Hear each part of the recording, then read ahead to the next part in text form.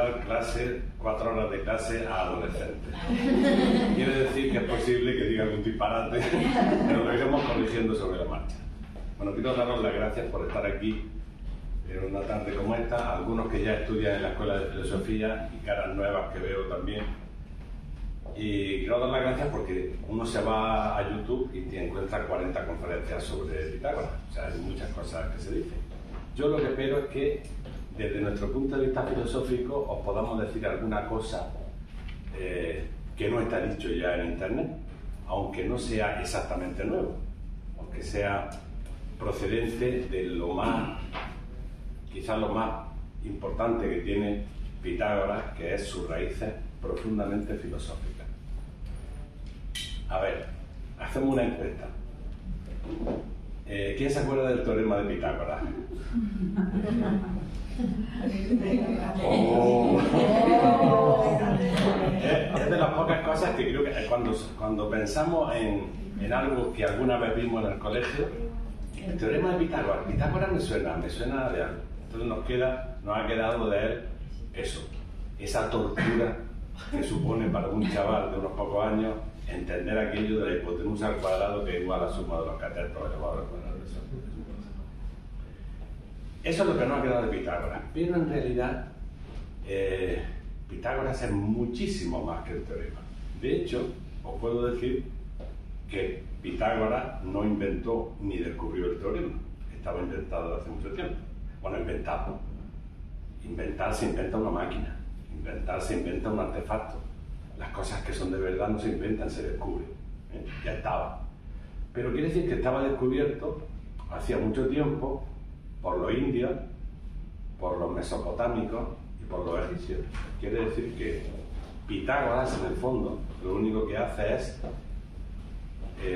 ¿cómo decirlo?, difundirlo, y a raíz de eso lo conocemos como el teorema de Pitágoras. Y yo creo que esto puede ser interesante para empezar nuestra charla.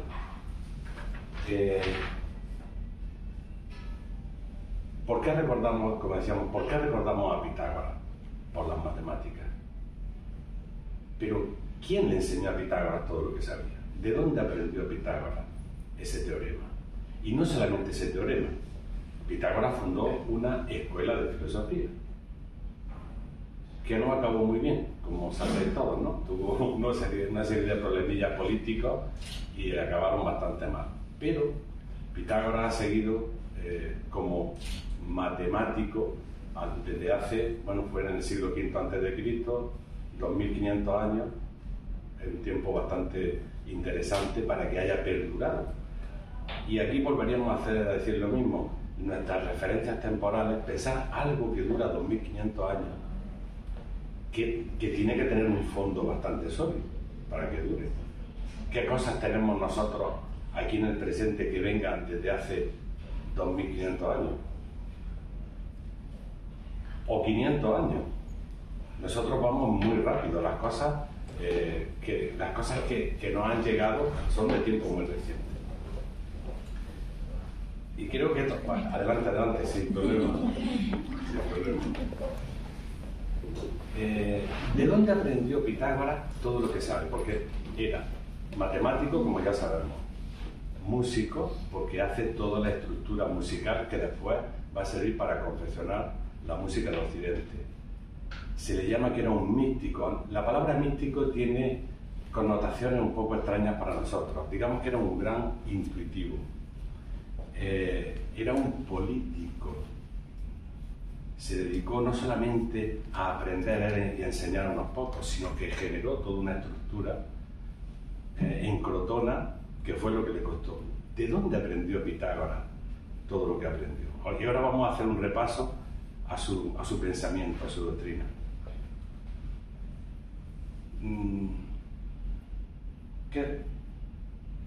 ¿Qué entendemos por filosofía? Cuando oímos la palabra filosofía, ¿qué entendemos por filosofía? Muchas veces una simple especulación intelectual, una teoría sobre Dios, sobre la naturaleza, sobre el hombre, como un poco personal, ¿sí? Personal. Es decir, agrupamos dentro del concepto filosofía a todos los pensadores que han elaborado una teoría sobre alguna cosa. Pero ese no es el concepto tradicional de filosofía. La filosofía, en el sentido clásico, no era un invento, era un descubrimiento. No era una teoría personal, no era que a alguien de pronto se le había ocurrido algo y escribió un tocho así de gordo sobre, no sé, filosofía de la historia. La filosofía en la antigüedad estaba basada en una tradición viviente que se iba reactualizando poco a poco. Es decir, dentro de esa gran bolsa de lo que llamamos los filósofos, podríamos decir que hay filósofos temporales, creativos, gente que tiene teorías personales sobre diferentes cosas, y otros filósofos, que yo lo diría filósofos con mayúsculas, que en realidad no inventan nada nuevo, simplemente reactualizan viejas ideas. Eso que hemos llamado, o que se viene llamando del fondo del tiempo, esa sabiduría temporal. Esa sabiduría que siempre ha estado, que siempre está y que siempre estará. Pero que necesita, cada X tiempo, dado que los seres humanos cambiamos, y nuestras sociedades cambian, y nuestros lenguajes cambian, y nuestras metáforas cambian, esa filosofía necesita ser reactualizada periódicamente. Pero las ideas, es sorprendente, yo creo que los que estudian en la escuela de filosofía me lo podrán corroborar, que estudiamos diferentes momentos de la historia y vemos que las ideas, las grandes ideas, se repiten, expresadas de maneras diferentes, pero el corazón de esa idea va a ser el mismo. ¿De dónde aprendió entonces Pitágoras? Pitágoras no se inventa nada. Por mucho que digamos el teorema de Pitágoras, su filosofía, su mística, su teoría política, no es una invención de Pitágoras. Él la aprende. ¿Y dónde la aprende? En Memphis. ¿Cómo? En Memphis. Sí, señor. Sí, señor, en Memphis. La aprende en Memphis y en más sitios. Es decir, él, bueno, es un chaval que parece ser que es un prodigio desde pequeñito. Es un prodigio. Un chaval que ya nace con una vocación de conocimiento, con una vocación de sabiduría extraordinaria. Siendo un niño, nace en una islita de Samos, que está cerca de la costa de Turquía, y ahí ya se ve que tenía algo especial. De hecho, el nombre Pitágoras es porque el padre fue a preguntar al famoso oráculo de Delfos qué iba a pasar con su hijo. Y la Pitia, que es la que daba el mensaje, la que daba el oráculo, dijo que sería un personaje muy especial. Y entonces ya el nombre es Pitágoras, el que ha augurado la Pitia que sería grande. O sea, fijaros que desde el principio ya tenemos como una premonición de que va a ser alguien muy especial. Bueno, él está buscando, su primer maestro fue Tales, otro que conocemos por el famoso teorema de Tales, ¿sí? Su primer maestro fue Tales, y ¿sabéis lo que le dice su maestro? Lo que decía nuestro compañero, ¿cómo es tu nombre? Antonio. Hombre, tocayo. Tales le dice, vete a Egipto porque allí vas a aprender todo lo que te falta. Entonces Pitágoras se va a Egipto. Entonces se cuenta de una manera preciosa cómo él entra en meditación, cómo unos piratas lo recogen para matarlo, y él sabe, él intuye que lo van a matar. Él se pone en una playa y dice, bueno, yo me quiero ir a Egipto. Llegan unos piratas y dice, pues venga, pues nosotros te llevamos, lo vamos a matar y le vamos a robar todo lo que tiene. Pero tiene tal actitud en el barco, tiene tal prestancia, que los piratas dicen, no podemos tocarle, tiene que ser alguien muy especial. Es la leyenda, pero nos va avisando de que va a ser alguien muy especial. Entonces lo lleva a Egipto y allí pasa por diferentes santuarios y ahí se forma. Dicen que estuvo ¿cuánto tardamos en hacer nosotros una carrera en la universidad? 5 o 6 años. Estuvo entre 20 y 25 años estudiando en Egipto. Estuvo en Oriente Medio y se rumorea que estuvo en el norte de la India, también estudiando. De hecho, parece ser que el nombre que le daban en el norte de la India era Yavanacharya. Yavanacharya, el filósofo Joni. En sánscrito, no sé sánscrito, pero me lo han traducido. Entonces, su formación, ¿veis cómo en el fondo no se inventa nada? Su formación fue en lo que se llamaban escuelas de misterio. Las escuelas de misterio, que para nosotros son un mito, eran las grandes universidades de su momento, siempre existieron. En todas las culturas, en todos los momentos, hubo unos centros especiales donde iban aquellos que no querían simplemente una cultura o un conocimiento intelectual, que querían un desarrollo interior. Y eso era la escuela de misterio. Sería arduo y difícil de explicar por qué a partir del siglo V esas escuelas de misterio se cierran para Occidente y desaparecen. O sea, eso sería para otro tema, para otra conferencia, pero sería muy interesante. Lo cierto, ¿sabéis qué es? Que nuestra generación actual, desde hace un par de siglos, no cree en las escuelas de misterio. Cree que todo eso son tonterías. Cree que todo eso son mitos.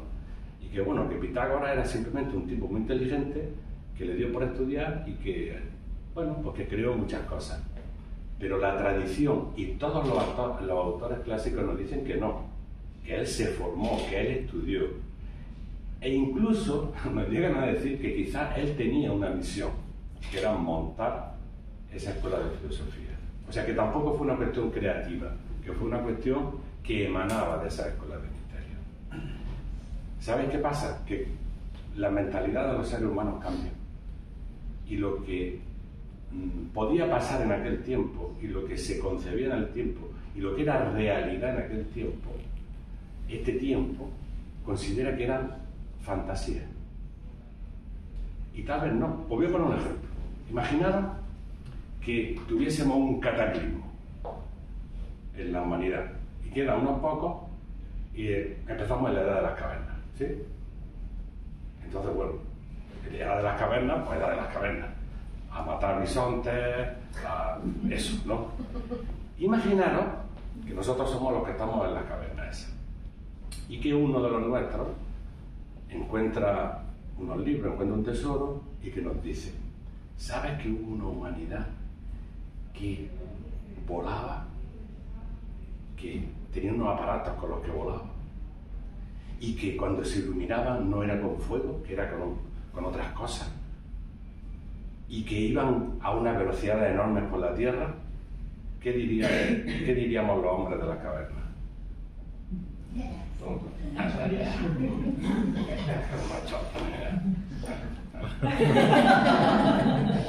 O sea, las mentalidades cambian y lo que es real y verdad en un momento dado se vuelve fantasía en otro momento dado.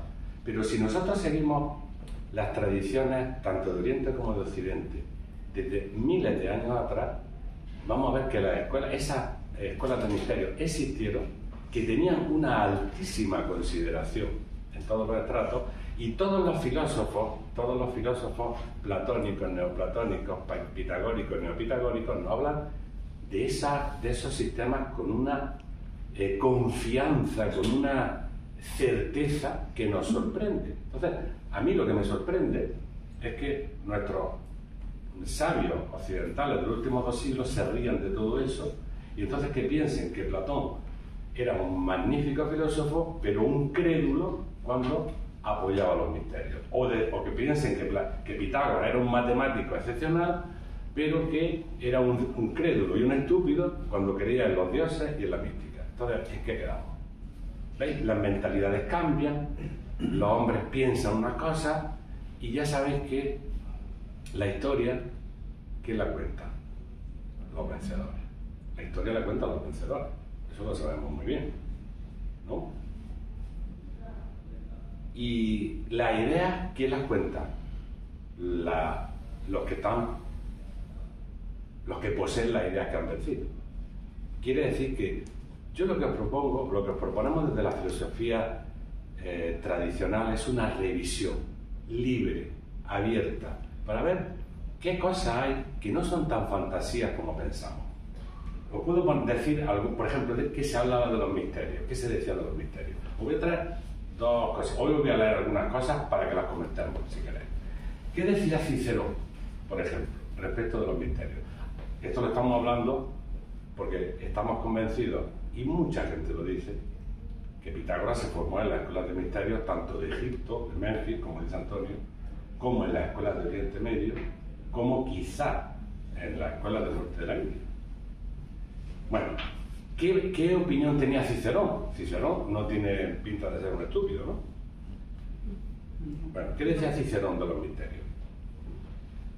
Dice, de todas las instituciones excelente y en verdad divina que Atenas ha llevado y contribuido a la vida humana, ninguna, en mi opinión, es mejor que los misterios. Esto debido a que a través de ellos hemos crecido más allá del modo salvaje de existencia en que estábamos y hemos sido educados y refinados a un estado civilizatorio. Y como los ritos son llamados iniciaciones, así en verdad hemos aprendido sobre el inicio de la vida humana y hemos obtenido fuerza no solo para vivir felizmente, sino para morir con esperanza. ¿Sí? Una cita de Platón del Fedón, más cortita. Fijaos lo que dice Platón de los misterios. Dice, es posible que quienes instituyeron los misterios no sean gente inepta, sino que en realidad se indique de manera simbólica desde antaño que el que llegue al Hades sin estar iniciado yacerá en el fango, mientras que el que llega purificado con los misterios vivirá allí con los dioses. Eso lo dice Platón en el Fedón. Y hay cientos, miles de referencias de los clásicos a eso que llamamos los misterios, a las iniciaciones, que como os digo, desde el siglo V para Oriente desaparecieron. Por ejemplo, uno de los misterios más clásicos que conocemos son los de Eleusis, que están muy cerquita de Atenas.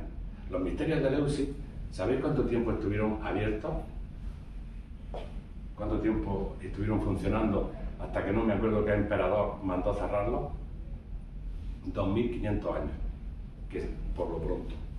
Una institución que ha estado 2500 años abierta, que era absolutamente respetada, que se podía entrar en los misterios, no importaba si se era griego, si se era indio, si se era de cualquier sitio. La única pega que tenía para entrar en los misterios, de Eleusis al menos, era no tener delitos de sangre. Por lo demás, cualquiera podía entrar en los misterios. ¿Y qué era aquello? ¿Qué era la iniciación? La iniciación era, a veces pensamos que los misterios eran porque te ponen una túnica, te metes en el agua, te tomas una copa de agua, haces no sé qué. Eso son las fantasías. Era algo desconocido para nosotros.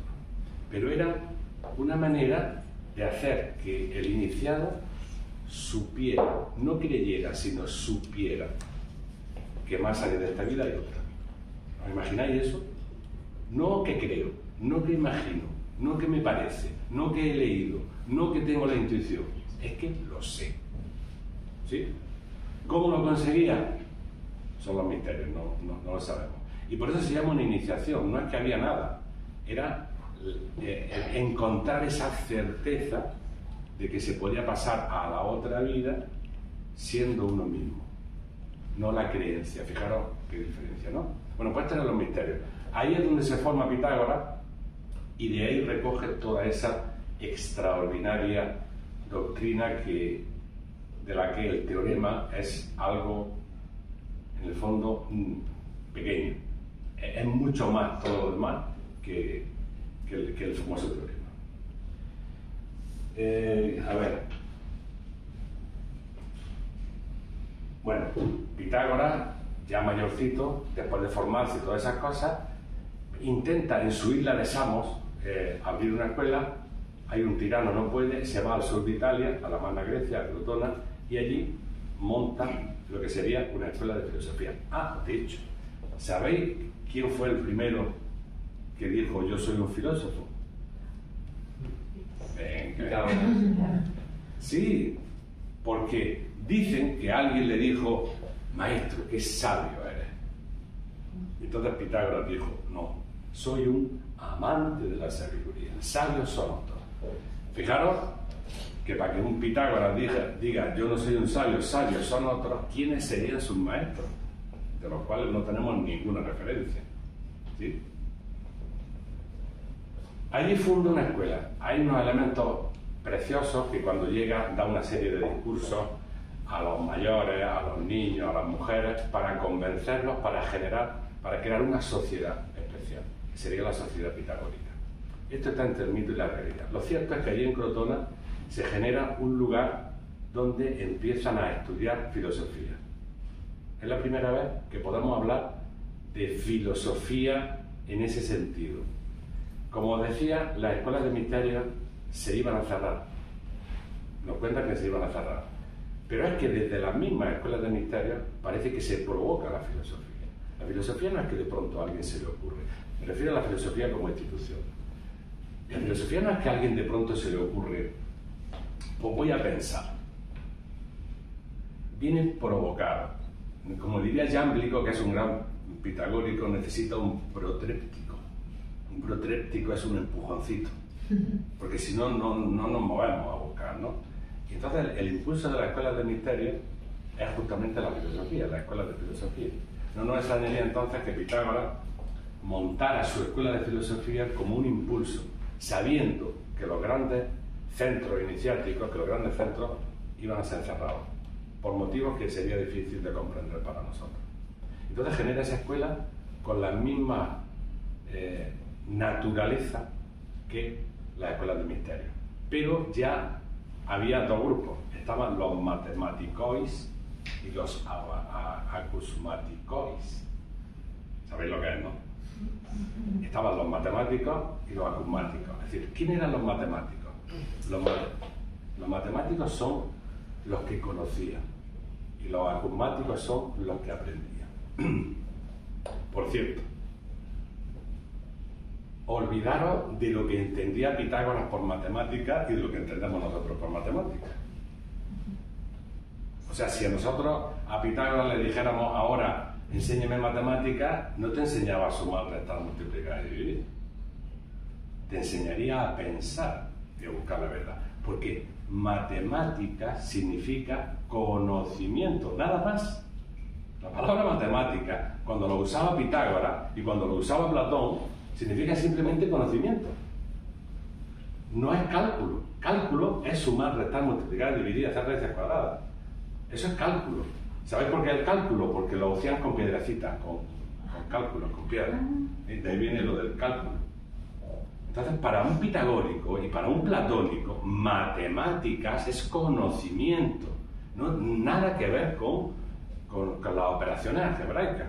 Entonces no nos entendería. Si nosotros le pidiéramos a Pitágoras que nos enseñara matemáticas, nos hablaría de los dioses, de la moral, de la vida, de la muerte, porque eso era matemática.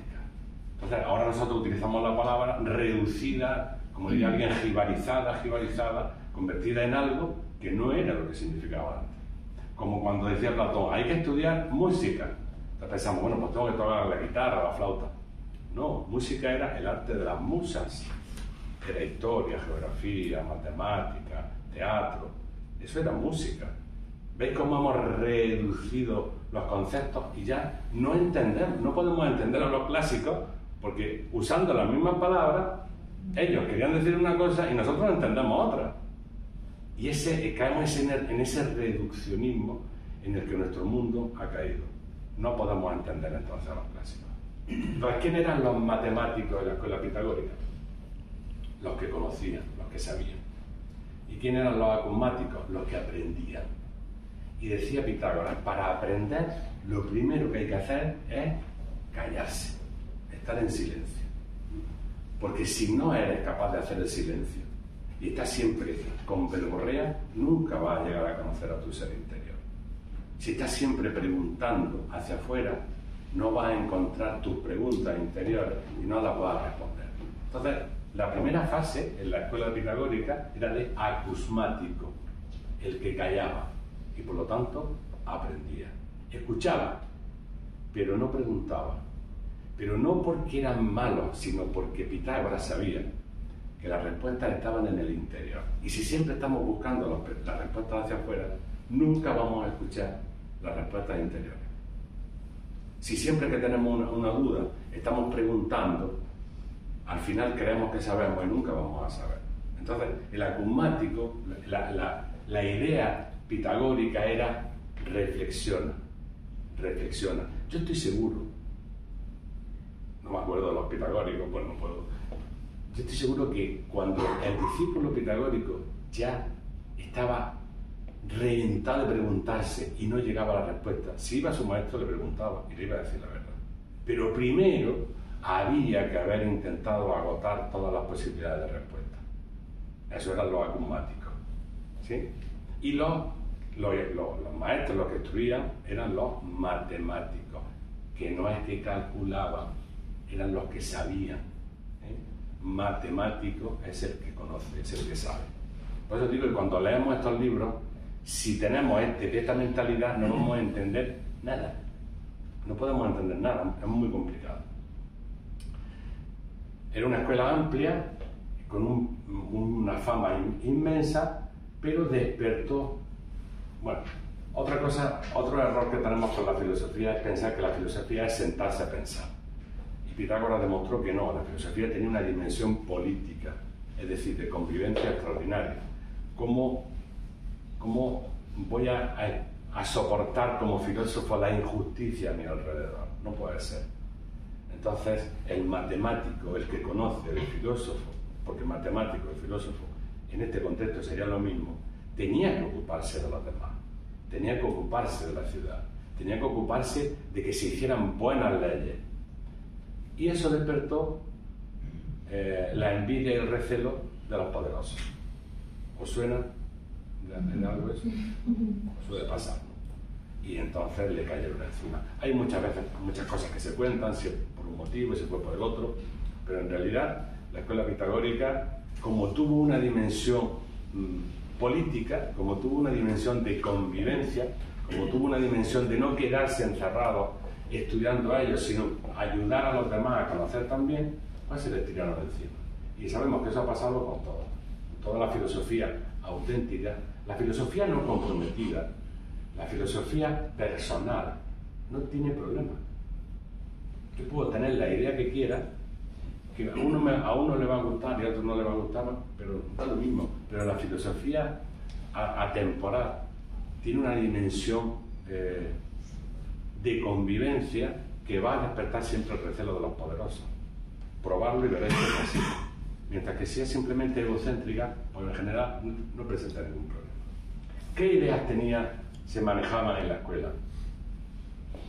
pitagórica? Bueno, aquí tengo algunas cosas.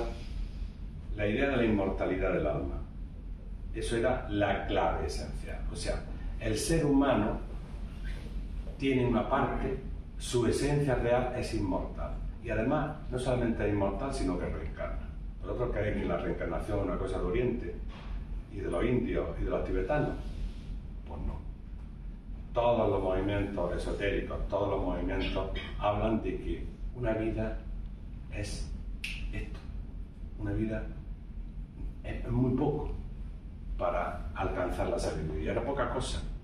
Entonces ellos hablaban de ese mecanismo de la naturaleza que hacía que los seres humanos entráramos y saliéramos de la vida, entráramos y saliéramos. Eso lo expresaban muy bien los griegos con los delfines, ¿sí? Decían, yo veo el delfín que sale y que entra en el agua. Yo veo un delfín que sale, ¿es el mismo o es otro? Y sale y vuelve a entrar, ¿no? Entonces, la reencarnación era una idea básica en la escuela pitagórica, pero ligada precisamente a la idea de inmortalidad del alma y a la idea de algo que es extraordinario, las leyes de la naturaleza.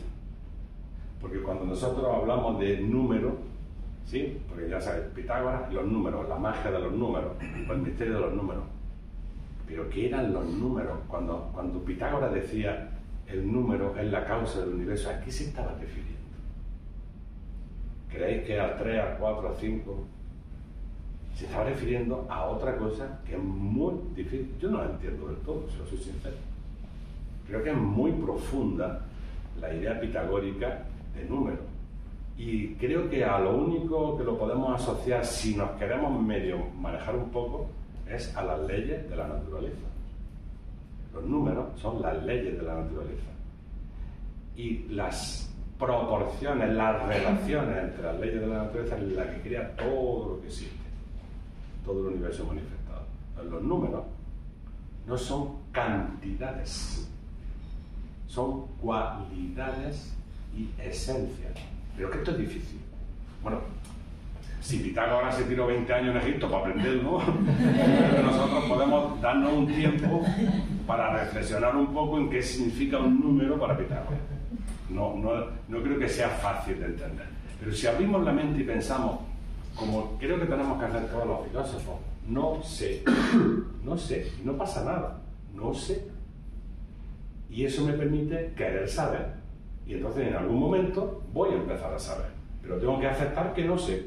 Si me quedo con una idea cerrada y pienso que un número son los números que conozco, pues nunca vamos a salir de ahí.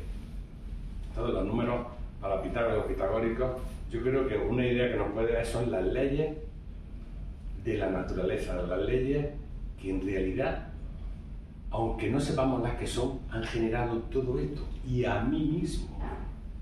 Porque son las leyes de la naturaleza las que me han hecho a mí, las que han hecho ese ahorro porque hay la puerta, las que han permitido que este edificio esté en pie. Las leyes de la naturaleza no son un invento, la naturaleza es ordenada. Otra de las ideas de los pitagóricos, la naturaleza no es un caos, es un cosmos, está ordenado. ¿Y por qué está ordenado? Porque hay una inteligencia y porque hay unas leyes, y esas leyes hacen que todo fluya. Entonces yo estoy hecho de números, estoy hecho de las leyes de la naturaleza también. Todo está hecho por las leyes de la naturaleza.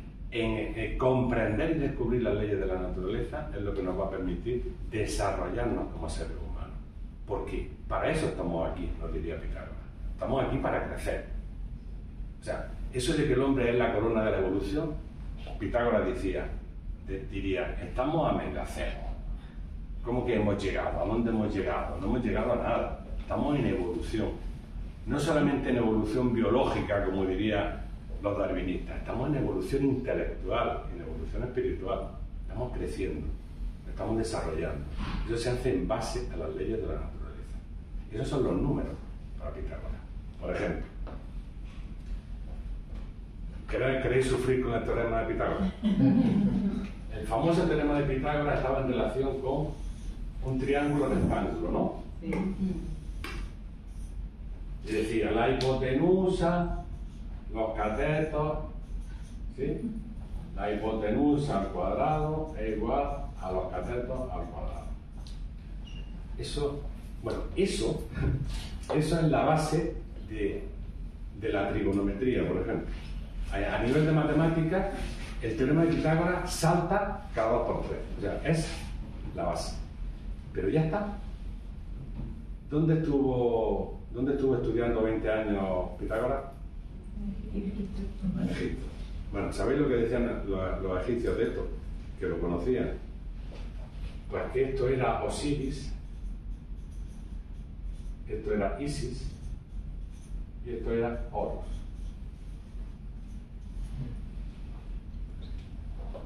Ahora sí, ¿eh? Ahora sí le podemos dar vuelta a la cabeza. O sea, esas grandes ideas se conjugaban, se combinaban como un triángulo rectángulo. Por lo tanto, había una ciencia detrás de eso que nosotros llamamos mitología. Está el aspecto vertical, está el aspecto horizontal y está el aspecto que los sintetiza. Y en lo humano utilizamos el teorema de Pitágoras continuamente. Y diréis, no. Sí. Porque una cosa es lo que pienso, otra cosa es lo que hago y otra cosa es el resultado.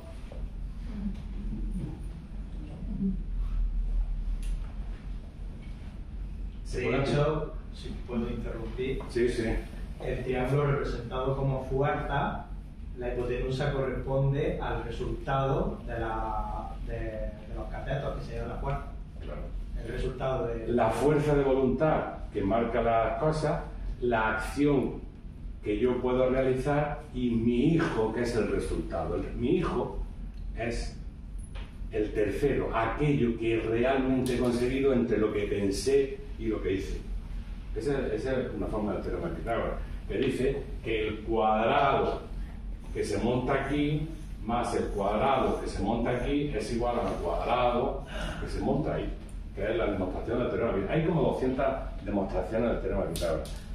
Mira, en filosofía es muy importante penetrar más allá de los símbolos. Los símbolos son herramientas de comprensión. Si le dedicamos un poquito de tiempo y un poquito de libertad interior para no prejuzgar los símbolos, nos cuentan cosas. Entonces, el teorema de Pitágoras lo estamos utilizando todos los días, porque tiene infinidad de aplicaciones en cantidad de cosas, en aspectos místicos, en aspectos religiosos, en aspectos filosóficos. Y así, absolutamente con todo, porque una de las ideas, una de las leyes de las que nos va a hablar, de esas leyes de la naturaleza que nos va a hablar Pitágoras, es la ley de unidad. En el fondo, todo viene de lo uno y hay una unidad fundamental en la vida. Y hay una unidad fundamental en la humanidad, que no podemos olvidar. Sin fraternidad, somos unos animalitos, nos diría Pitágoras. Tenemos que ver que el otro ser humano, de alguna manera, es nuestro hermano. El otro ser humano, aunque nos caiga mal, nos caiga bien, esa fraternidad es importante, por eso su dimensión política. No por instinto de poder, sino por amor a la humanidad. Por eso lo hizo, ¿no? Entonces, esta era una de las ideas de la escuela, de la famosa escuela pitagórica. La inmortalidad del alma. Eres un ser inmortal. Pero lo has olvidado. Lo has olvidado porque llevas viniendo muchas veces y se te va olvidando, ¿no? Como el delfín que entra, sale, que entra, sale, que entra, sale, ¿no? Y ahora tienes que ir recordando quién eres. Y para recordar quién eres está la filosofía, que sería esa capacidad de, como diría Platón, aprender a recordar, volver a recordar quiénes somos realmente. Eso eran los matemáticos, los que sabían. Bueno, sobre la naturaleza del alma, es que eso es precioso. Decía, os digo ya que Platón es Pitágoras hecho Platón, pero es lo mismo. Pero es que Pitágoras son los misterios hechos Pitágoras, pero es lo mismo. Es que no hay exposiciones nuevas, pero las ideas son las que son. No son la creatividad intelectual de alguien. Nunca ha sido la filosofía así. Siempre es el conectar con la tradición, el ver las ideas atemporales y darles una nueva vida, ¿sí?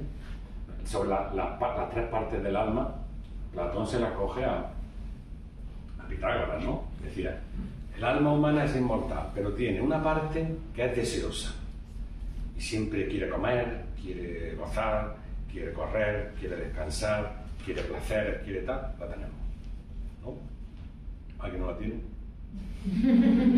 Estaría muerto. Y luego tenemos una parte irascible, una parte que a veces tira para arriba y a veces tira para abajo. Es una parte que no sabemos cómo lo vamos a controlar, porque a veces le parece bien gozar de todas las cosas y a veces dice no, quiero algo diferente. Y luego hay una parte, que es lo que llamaba el nous o la mente pura, que siempre busca la verdad, que siempre busca el equilibrio, que siempre busca la armonía. Y esa lucha la tenemos todos los seres humanos. Antes, ahora y dentro de 10.000 años también. Eso es la naturaleza humana. Bueno, esa es una de las ideas de la escuela.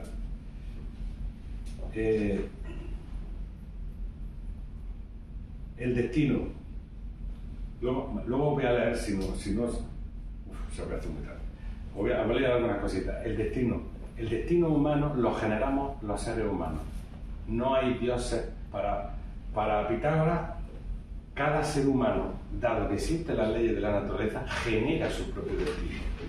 No hay alguien que dice, tú vas a sufrir esto, y a ti te va a tocar la lotería, y tú te vas a divorciar, y tú vas a tener 3 hijos. No. La acción del hombre durante la vida hace que su relación con las leyes de la naturaleza genere su propio destino. Somos arquitectos de nuestro propio destino, es lo que nos diría Pitágoras. No me acuerdo, no te acuerdas, pero bueno. Aunque tú no te acuerdes de que esto es tal, ¿y por qué me pasa esto a mí? Bueno, te pasa porque lo has gestado. Si no lo hubieras gestado, no te pasaría. Yo sé que esto es un poquillo duro, pero le preguntáis a Pitágoras, que os diga, claro.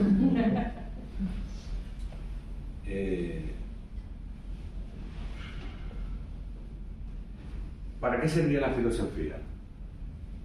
La filosofía era una vía de transmutación, era una vía de despertar al ser humano real, de transformar la personalidad humana para que el alma humana pudiera tomar posesión de sí misma.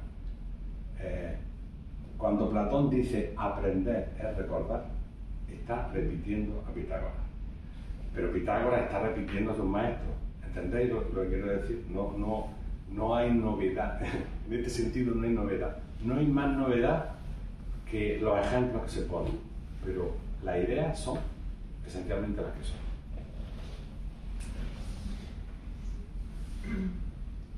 Que, bueno, es que no quiero... Que además para que podáis hablar un poco. Bueno, hay cosas... Bueno, la famosa tetractis. La voy a dibujar porque si no es como si no hubiéramos dado la charla, ¿no? Recordáis que para él todo se podía expresar con este gráfico. ¿Os suena esto? Para él, esto era la famosa la tetractis, de cuya meditación llegaríamos a la comprensión de las leyes de la naturaleza sin problema, que estaría representado por el 1, la mónada, el ser o lo que está más allá del ser, el 2, la dualidad o la materia, el 3, que sería el logos, y el 4, los 4 elementos sobre los cuales se gesta la vida, que para los griegos eran tierra, agua, aire y fuego, pero como bien saben los estudiantes de la escuela, son símbolos de otras cosas, ¿a que sí? De la tierra, que nos conocemos, agua, que conocemos aire, ¿a que no? Ya lo sabes, sí. Son símbolos de otras cosas. Así funcionaba. Pero también eran 10 puntos, 1, 2, 3, 4, 5, 6, 7, 8, 9 y 10. Por lo tanto, era la totalidad. Pero además daban la escala musical, porque aquí teníamos la proporción 1 medio, está Sebastián por ahí, que es la octava, o sea, es una cuerda que está tensada para que dé un do tan... Si cogemos la mitad y tocamos eso, nos da un do en una escala más alta.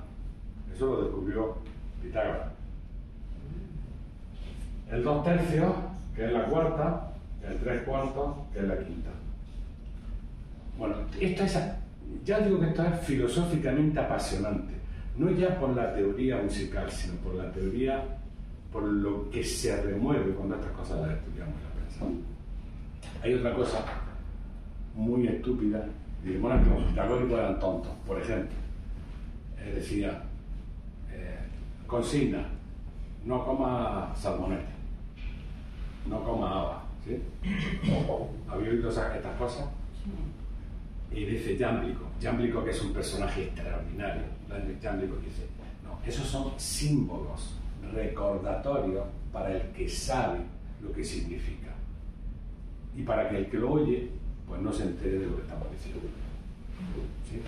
Entonces eran símbolos de otras realidades éticas que el filósofo pitagórico tenía que vivir o le servían de recordatorio. Aquí me he anotado algunas. Por ejemplo, cuando vayas a un templo ahora, no digas ni hagas entre medias nada profano. O sea, si vas al templo, ve al templo, no te entretengas. Si vas a hacer algo importante, no te despistes con tonterías, ¿sí? Y la contraria, no se debe entrar a un templo ni en absoluto rezar como algo accesorio en un viaje, ni siquiera aunque te encuentres a la misma puerta. Es decir, si estás tomando copas, ¿no? Está muy bien, estás de viaje, deja lo sagrado aparte, no lo mezcles. Es que como pasaba por aquí, porque eso hace, en los dos casos, hace que la parte más profunda de alguna manera se pervierte, se mezcle. Fijaros, evita los caminos muy transitados y camina por senderos. Venga, ¿qué os parece eso? Evita los caminos muy transitados y camina por senderos. ¿A qué os suena? Que él en realidad lo que quería decir es que no te quedas con el relato de la mayoría de la gente que pensaras algo. Evidentemente. No pienses como todo el mundo. Si todo el mundo piensa eso, dale una vuelta, que a lo mejor no es. Esta es típica. No atices el fuego con una espada. ¿A qué os suena? Cuando alguien está cabreado, no te metas con él. No le pinches, que ya está ardiendo. ¿No? Son, de verdad, éticamente son maravillosos. Fijaros esta. Ayuda a asumir una carga, pero no a dejarla en el suelo. O sea, ayuda al otro a asumir una carga, pero no le ayude a dejarla en el suelo. ¿Qué suena? Que fomente, o sea, que de alguna manera, o sea, le ayude a mejorar, pero no a empeorar. Exactamente. Es decir, si alguien está esforzándose en algo, échale una mano. Pero si alguien está flojeando, está tal, no diga, bueno, sí, pues descansa. Bueno, no haga eso. Estos son de las cosas que si no las entiendes, dice, pero estaban majaras los pitagóricos. Dice, para calzarte, empieza por el pie derecho y para lavarte los pies por el pie izquierdo. Tiene un contenido simbólico, ¿eh? Jámblico lo explica muy bien. Y te explica solo una parte, porque cada una de estas cosas tiene varios niveles diferentes. Estos son los niveles éticos. Le voy a algún ese que te calces por el pie derecho y que te laves por el pie izquierdo. Más o menos viene Jámblico explica que es cuando vas a asumir algo positivo, tenlo presente. Hazlo por la derecha, que es la parte noble. Cuando vas a quitarte algo, cuando vas a eliminar algo y lavarse el pie es quitarse algo, hazlo por el otro lado, hazlo por el pie izquierdo. No es igual. Y es solamente la dimensión ética. Sobre temas pitagóricos no hables sin luz. Está claro, ¿no? No hables de filosofía atontado. No hables de filosofía borracho. No hables de filosofía cuando estás cabreado. No hables de filosofía egoístamente. Habla con luz. No orines de cara al sol. ¿Qué puede significar? El sol. Si fuera de cara al viento, no entiendo. Es más místico, Tamara. El sol es como la verdad. Quizá el trato no orines, no desprecies a la verdad, quizá. Cuando vamos a hacer nuestras necesidades, ¿os parecería bien que yo la hiciera aquí? Vete al cuarto de baño, ¿no? Pues eso, es decir, cuando hay que evacuar alguna necesidad, pues ser discreto y dejar a lo sagrado, porque el sol representa lo más sagrado, dejar a lo más sagrado en su sitio. ¿Sí? Fijaros esta, no cortes leña en un camino. No cortes leña en un camino. En un camino pasa mucha gente. Cortar leña en aquel momento es algo importante. No hables de los temas sagrados delante de la gente. No hagas ritos sagrados delante de la gente. No te tiene que ver nadie, eso es para ti. Entonces no cortes leña en un camino. Esta me encanta. Esta no la vas a ver nadie. No acojas en tu casa una golondrina. Porque se queda. Porque se va. Porque se va. Es decir, no cojas a un discípulo si no estás seguro de que va a acabar el proceso de formación. Porque si se va, se quedará a media y será malo para él y malo para ti. La golondrina se va y su naturaleza es irse. Entonces, siempre se dijo, en un sentido discipulado, que si el discípulo no se compromete hasta cerrar el ciclo, se va con algo abierto, se va mal. Hay que cerrar el ciclo. Siempre se cierra, llega un momento que se cierra, pero si se va antes de tiempo, va a ser un problema. Entonces, no acojas en tu casa a una golondrina. No te mires en el espejo, no te mires nunca en el espejo junto a una lámpara.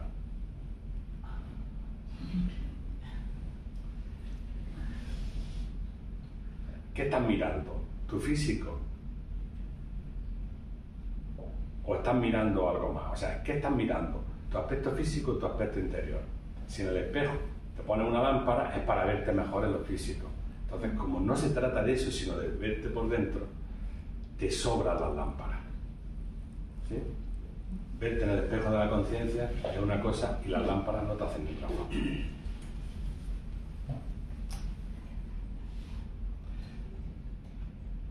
Voy a poner dos. No comas salmonete. Fíjate qué cosa, ¿no? No sabemos si es salmonete o no, porque el nombre que le dan es otro pez. Pero más o menos lo que viene a decir es que no te relaciones con gente desvergonzada o con gente timorata. O sea, para ellos el salmonete era un pez rojo y tenía una serie de connotaciones, pero eso lo sabían ellos.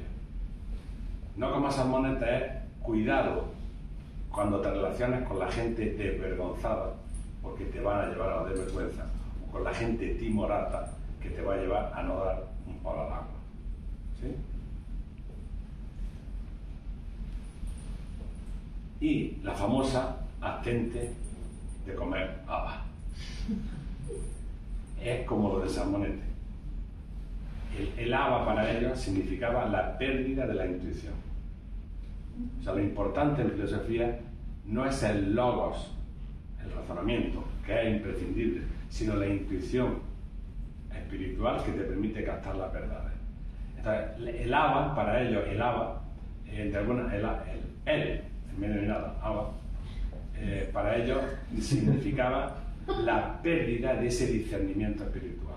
Pero la haba en sí misma, no. Seguramente verían algo que tampoco les gustaba, pero lo de menos era el hecho en sí, lo demás era lo otro. Y para terminar, os leo, sí, porque ya es una hora, algunas frases, mirad, os lo recomiendo, lo tenéis en internet, los versos áureos de Pitágoras. Son los versos áureos, son como 3 folios, o sea, yo he cogido aquí una frase, son de una delicadeza, de una finura, de una profundidad, de una operatividad en la vida que dice, bueno, pero ¿de dónde se han sacado esto? ¿Dónde se han sacado esto, no? Y bueno, que fueran de Pitágoras, que no fueran de Pitágoras, da lo mismo, son de tradición pitagórica. Os leo algunos párrafos.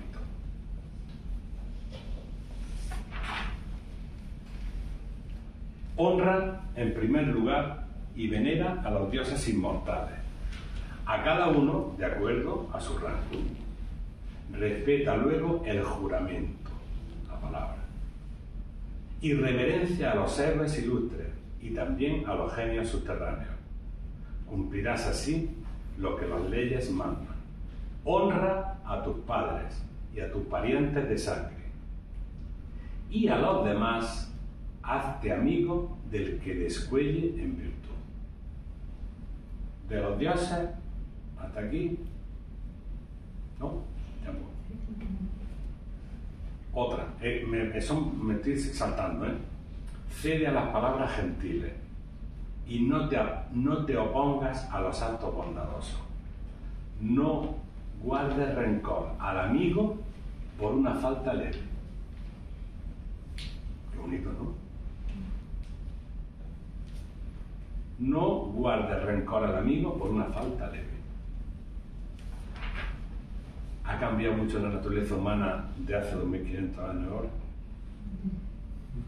¿Es de actualidad rabiosa?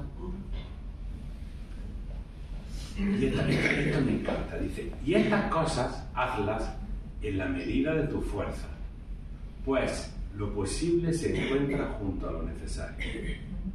Fijaros si es bonito eso, es decir, si es necesario, se puede hacer, es posible. Yo creo que si esa consigna la tuviéramos, pudiéramos detectar, no lo que nos gusta o lo que nos disgusta, sino lo que es necesario en el sentido humano, veríamos que siempre hay una posibilidad para hacerlo. Lo necesario se encuentra junto a lo posible, o lo posible se encuentra junto a lo necesario. Si es necesario, es posible. Yo creo que es una consigna maravillosa. Esto, no cometan nunca una acción vergonzosa, ni con nadie, ni a solas. No cometan nunca una acción vergonzosa, ni con nadie, ni a solas. Por encima de todo, respétate a ti mismo.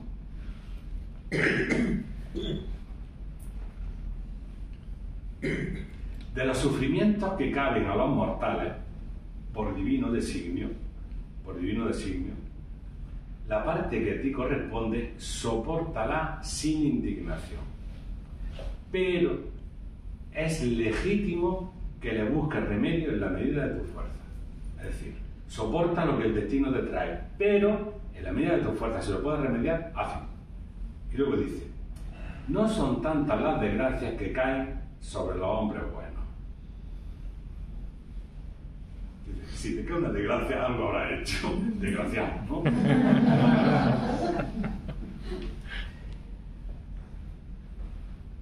No sé.